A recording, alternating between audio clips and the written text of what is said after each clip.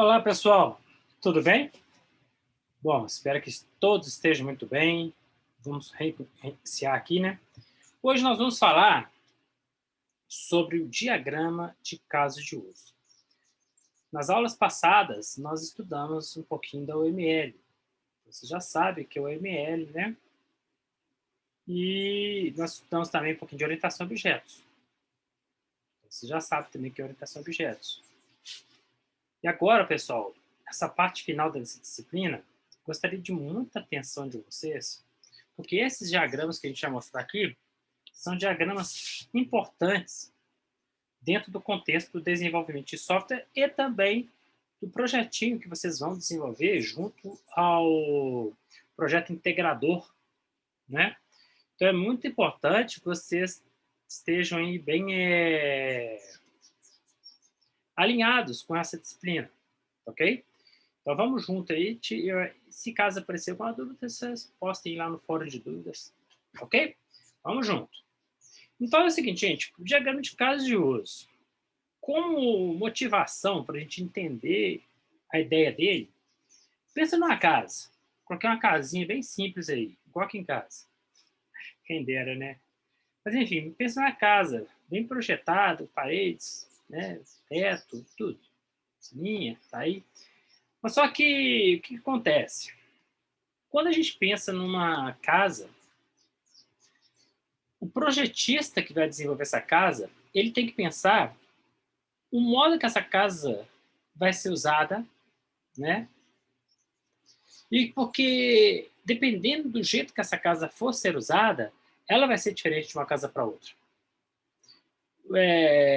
Exemplos que nós temos que casas que são residenciais, elas seguem um padrão. Um quarto, dois quartos, sala, cozinha, banheiro, isso é normal. Mas você pegar uma casa que ela vai ser usada, por exemplo, para festas, ela já não vai ser uma casa com quarto, cozinha e banheiro.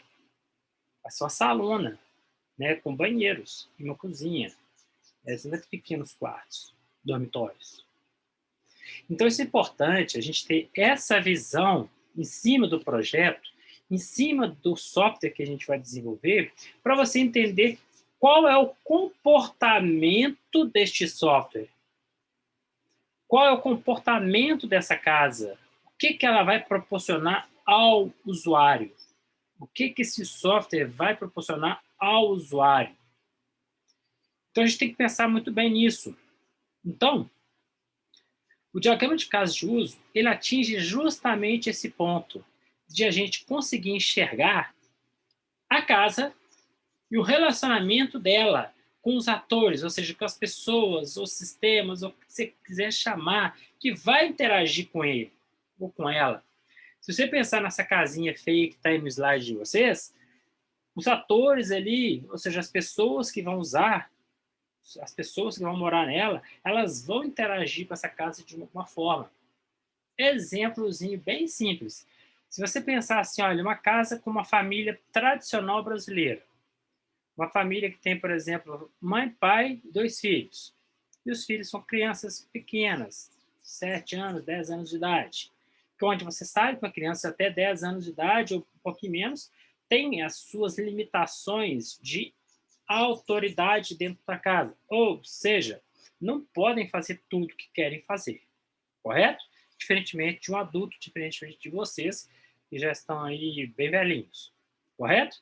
Então, quando você pega esse tipo de autoridade que é limitado, a gente tem um caso de uso, um exemplo fantástico para você entender como é que funciona a dinâmica do comportamento de uma casa com esses atores, que são essas pessoas. Por exemplo, vamos pensar essa piscina aqui. Esta piscina aqui que vocês estão vendo, ela está muito linda, né? Agora a pergunta, quem é das 4 pessoas que moram nessa casa, onde tem o pai, a mãe e os 2 filhos, quem tem maior probabilidade de responsabilidade de limpeza sobre essa piscina? Acredito que vocês devem ter pensado no seu pai, não é? Então, o pai, a princípio, ele tem maior probabilidade de limpeza aqui. Então, o pai limpa. Do mesmo jeito que dentro da casa, quem tem a probabilidade maior de limpeza da casa? É a mãe. Então, a probabilidade de limpeza da mãe, ou seja, de comportamento de limpeza, é vinculado à mãe. Ah, vamos pensar agora no entretenimento, de pular na piscina, nadar. Quem é que vai poder pular em piscina e nadar? Todos os quatro, correto? Ah, quem é que vai poder, por exemplo, ir nessa sacadinha aqui para ficar vendo o movimento? É o pai e a mãe. Então a gente consegue enxergar os atores e o que eles podem fazer na casa. E isso, gente, é da mesma forma para um sistema. Então, você pega um software, né? Você pega um software e é do mesmo jeito. Então, você pega um software que esse software ele vai ter relacionamentos, né? Ele vai ter relacionamentos ali que a gente vai conseguir enxergar o que cada ator pode executar naquele software, né?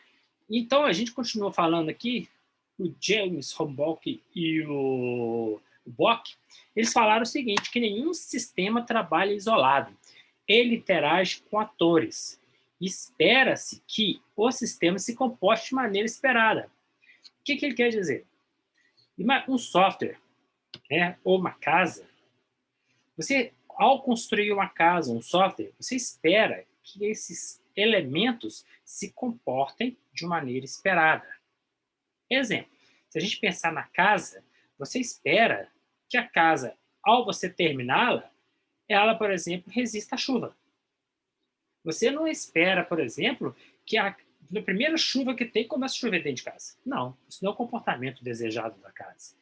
O comportamento desejado seria o quê?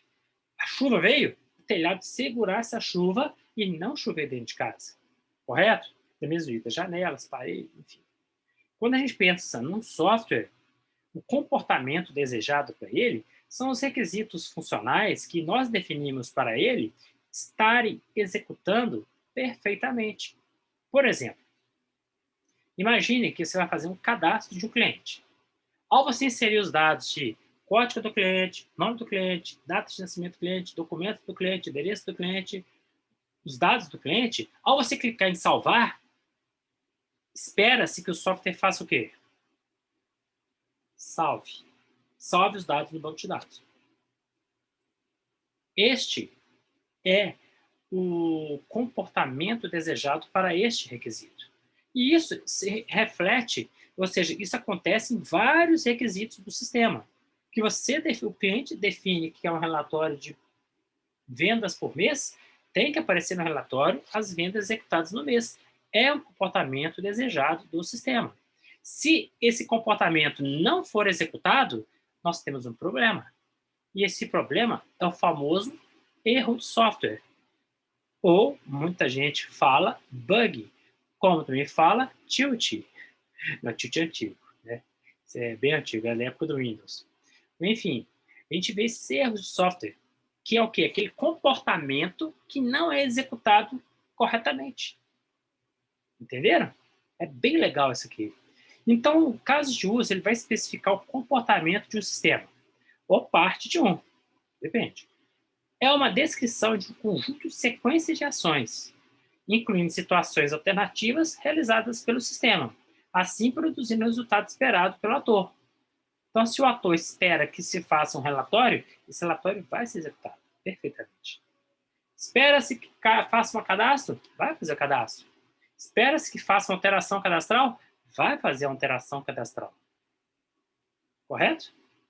E aí, podem ser aplicados para captar o comportamento pretendido de um sistema a ser construído sem especificar como ele vai ser implementado. Neste momento, meus amigos, eu não estou interessado em saber como eu vou fazer a inclusão de dados, como que eu vou programar o software. Não. Meu interesse é entender como ele vai fazer isso, ou seja, o que ele vai ter que fazer para executar aquela tarefa. Olha a palavrinha mágica. O que ele vai fazer para executar a tarefa? Eu não estou interessado em se ele vai chegar lá, vai ter que abrir uma conexão com o banco de dados, se ele vai ter que fazer não sei o quê, fazer um include, insert into, include é outra coisa, insert into, tarará, com os dados. Não, eu não estou preocupado com isso neste momento.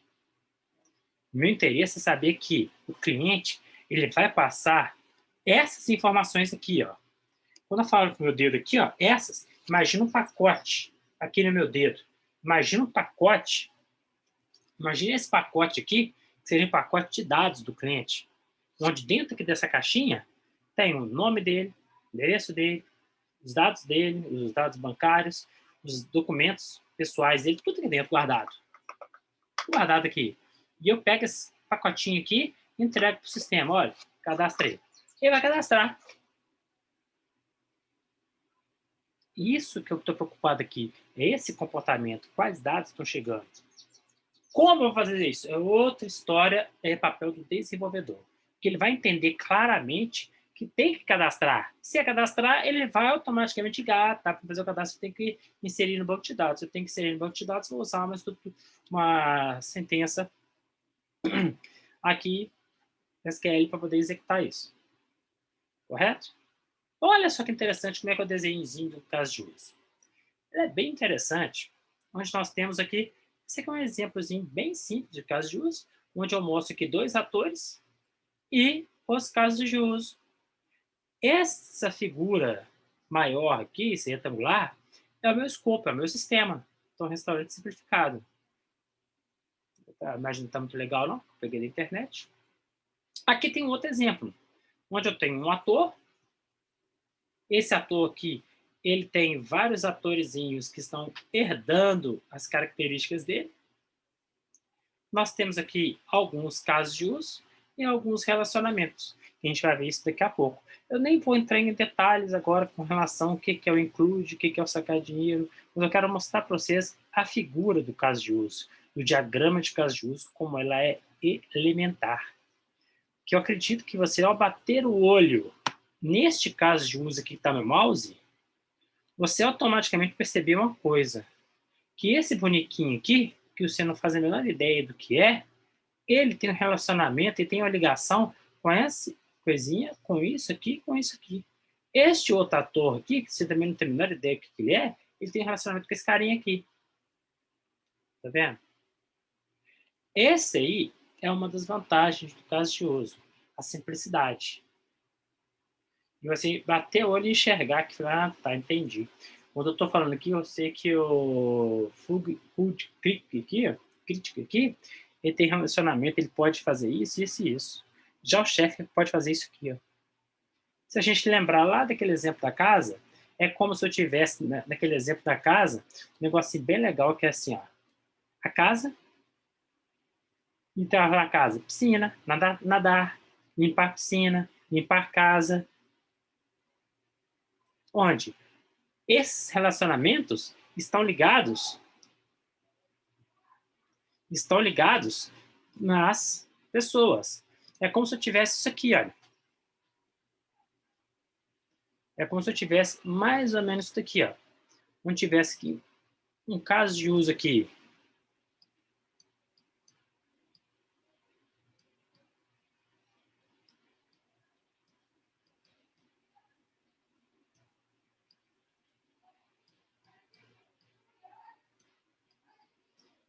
Limpar a casa. Um outro aqui.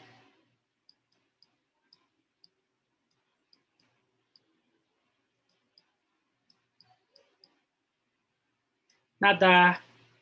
Um outro aqui, por exemplo,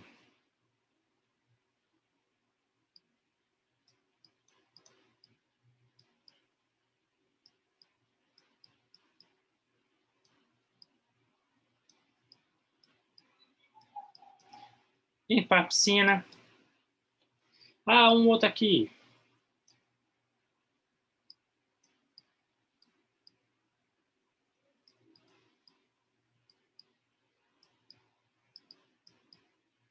Tipo assim, ah, eu tivesse aqui, olha, alguns atores.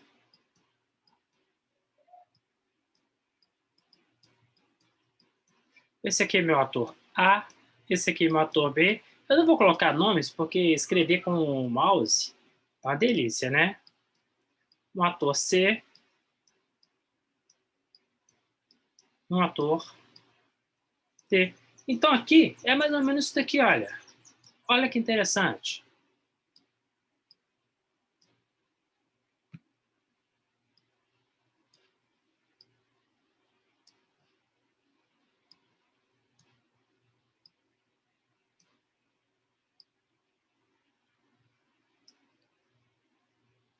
Olha esse caso de uso que eu desenhei aqui para vocês. Veja que interessante, que eu estou falando o seguinte, que neste caso de uso aqui, onde aqui, neste caso aqui, vou pegar onde que eu pego, figura, desenho, formatar, formatar não, borracha, desenhar, aqui, onde eu falo que isso aqui, isso ali,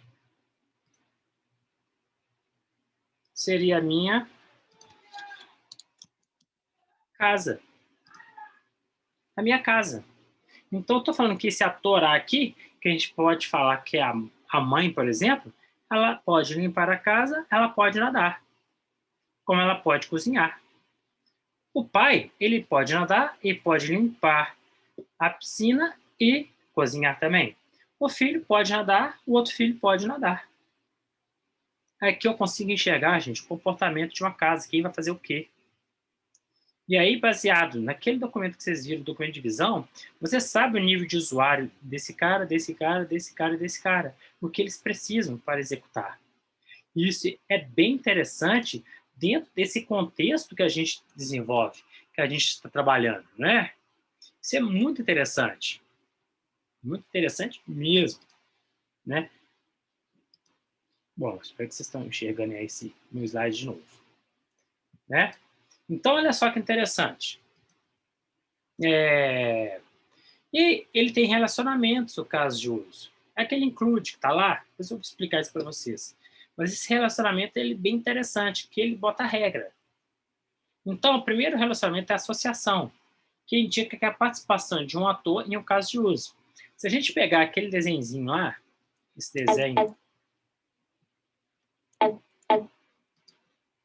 desenho aqui, essa linha sólida é uma associação. O extend é um relacionamento de extensão, cujo o caso de uso para o outro. Indica que a instância do primeiro pode ser acrescentada. Tá? Depois a gente vai entender um pouquinho disso. Pelo comportamento do segundo. E o include é um relacionamento de inclusão de um caso de uso para o outro e indica que a instância do primeiro também conterá o comportamento do segundo. Agora, vamos entender como é que funciona esse brinquedo aqui. Olha que interessante. Nós temos aqui um usuário. Esse usuário pode ser um cliente, um caixa, um gerente. Esses caras aqui, eles podem sacar dinheiro e eles podem depositar dinheiro. Só que para sacar dinheiro e para depositar dinheiro, eles têm que obrigatoriamente executar o caso de uso de identificação de usuário. São obrigados a enxergar esse cara aqui. Então, para executar isso daqui, antes disso, ele tem que fazer isso daqui. Se a gente olhar aqui, o que ele está falando, o relacionamento de inclusão de um caso de uso para outro indica que a instância do primeiro caso de uso também conterá o comportamento ser especificado pelo segundo. Então, quer dizer que este cara aqui vai ter esse comportamento aqui. Ó. Legal, né? Olha que bacana. Então, você está falando que para eu sacar dinheiro, eu preciso me identificar primeiro. É o que acontece. Olha esse outro caso aqui. Eu estou falando de um vendedor que vai tirar pedido, correto? E aí, tem uma consulta no SPC. E esse daqui é um relacionamento de extends. Se a gente ler aqui o extends, ele está falando o seguinte, é um relacionamento de extensão, de um caso de uso para outro. Indica que a instância do primeiro pode ser acrescentada, sujeita a algumas condições, pelo comportamento definido do segundo caso de uso. Então, se a gente olhar aqui bonitinho, para tirar pedido, o vendedor pode, se ele quiser, fazer uma consulta no SPC. Por outro lado, para tirar o pedido, ele obrigatório, que aqui já include, ele tem que verificar pagamentos atrasados. Se aquele cliente tem um pagamento atrasado. Olha que legal. Então aqui eu tenho um exemplo muito legal que mostra para gente que o tirar pedido, o vendedor, ele pode tirar pedido, ele tira pedido, é o comportamento dele. Só que para ele tirar pedido, obrigatoriamente, ele tem que verificar se tem pagamentos atrasados. E ele pode ainda, além de verificar, ver uma consulta no SPC. O entregador, para entregar pedido, ele obrigatoriamente tem que verificar pagamentos atrasados. Ele não consegue entregar sem antes verificar. Ok, pessoal? Então, essas são as nossas referências. Essa é a nossa aula de hoje. Espero que vocês tenham gostado. Por favor, eu vou colocar mais uns links aqui para vocês darem uma lidinha, né, para conhecer um pouquinho mais. É importantíssima essa leitura que eu vou colocar para vocês. É pequena, mas é importante. E os nossos exercícios, que são bem tranquilos. Tá joia? Fica com Deus. Grande abraço. Até a próxima.